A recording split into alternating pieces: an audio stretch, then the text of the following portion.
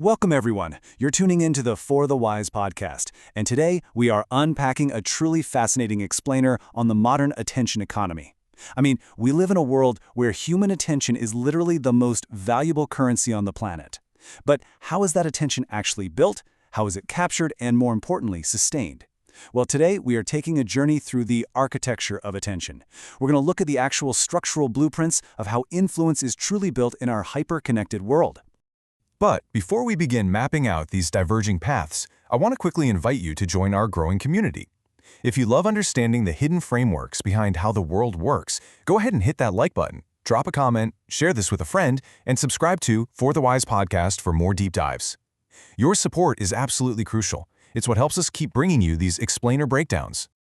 Okay, let's dive into this. Here is our map for today. We'll start with the architecture of attention, then contrast the pull of substance against the push of sensation. After that, we'll look at incidental fame, discuss the necessary pivot, and finally wrap up by choosing your own attention path. Part 1.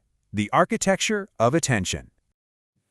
Anyone intentionally trying to build an audience today is faced with a stark, binary choice between two primary routes. You can either earn your audience's attention with value, or you can seize it with shock. There really isn't much middle ground here when you're actively launching a strategy, and these two diverging paths could not be more different. On one side, we have the pull method. This is all about attraction, relying on genuine, undeniable value over time. It's like this beautiful, arduous mountain climb built on patience, humility, and conscious effort.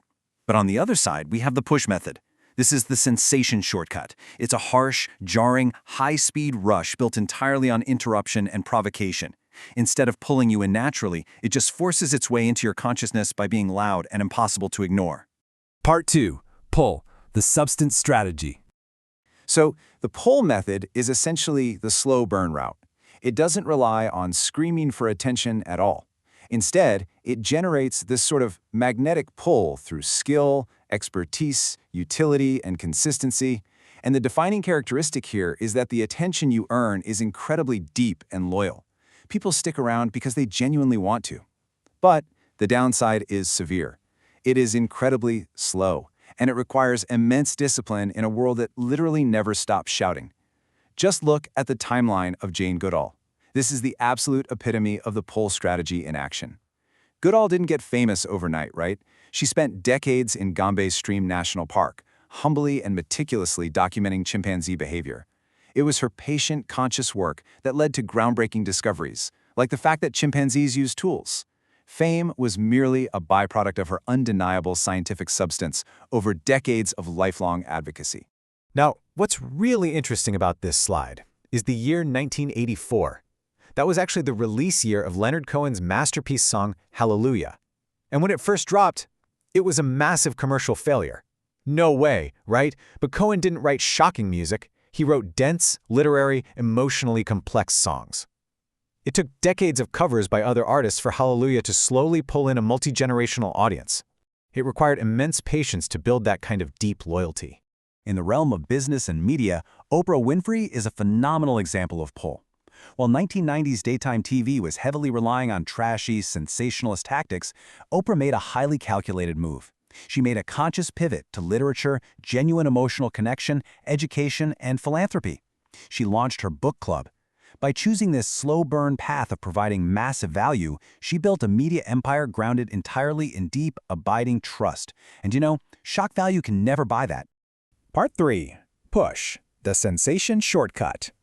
Now, when you don't have decades to wait around, you enter a much faster, far more volatile environment. The push strategy doesn't care about patience. It's a fast-track route built entirely on interruption.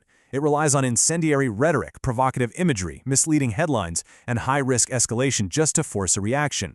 It's all about generating fast, wide, volatile buzz. And the crazy thing?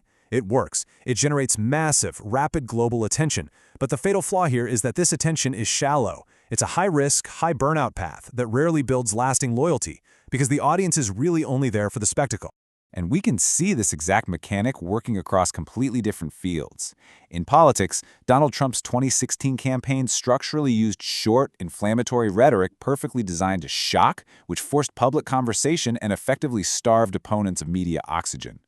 In the influencer space, Andrew Tate utilized a very similar manufactured push by making highly controversial statements and flooding social media with clips, generating notorious global attention. And in advertising, brands like Benetton in the 90s and PETA today have historically used graphic imagery and provocative stunts to force visibility. The mechanics are identical. Shock creates immediate, undeniable visibility. Part 4. Incidental fame, luck, and circumstance. So what about attention that isn't planned? Incidental attention is conferred by circumstance, positional authority, association, or sheer luck, like virality, rather than an active strategy. It's like a sudden, unpredictable drop into a star-filled spotlight. It's the person who films a once-in-a-lifetime event on their phone, or someone who holds a positional role and suddenly becomes an accidental meme overnight. They didn't ask for the world's attention, but bam, they have it. Part 5. The necessary pivot. So, the crucial point is, Accidental fame actually comes with an expiration date. It will inevitably fade unless the individual actively chooses to make a conscious pivot. They have to intentionally use either the pull or push method to sustain that spotlight. Let's walk through the mini-narrative of Danielle Bregoli. Step 1 was the accidental incident, pure virality from her highly provocative behavior on the Dr. Phil show. That was accidental push fame. But step 2 is the conscious pivot. Her team didn't just sit around and wait for the meme to die. They used it as a launchpad to pivot into a highly lucrative rap and merchandising career. She sustained the attention by transforming a viral moment into a concrete business. And this brilliantly illustrates the power of that pivot. See that $500,000? That's what Zoe Roth, universally known as Disaster Girl, secured when she made a conscious pull decision in 2021. She utilized the sustained cultural value of her childhood meme to sell the original photo as an NFT. She effectively secured her financial future without ever needing to resort to continuous shock tactics to stay relevant. Part 6. Choosing your attention path. Let's move to and see how this builds our final understanding. Navigating today's attention landscape means you have to consciously recognize these strategies in real time. On one side, we have the lasting, unshakable reputation built by substance. It takes immense patience, but it creates legacy. On the other side, we have the volatile, fleeting spectacle created by sensation. It's instant, it's loud, but it leaves behind very little of lasting value. Ultimately, we all must choose whether to earn our audience with value or seize them with shock.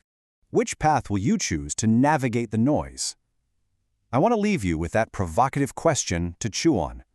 As you consume and create media in a world absolutely desperate for your eyes and ears, will you demand substance or will you settle for sensation? Thank you so much for joining us for this explainer on the For the Wise podcast. I really hope this breakdown helped clarify the hidden mechanics of our attention economy.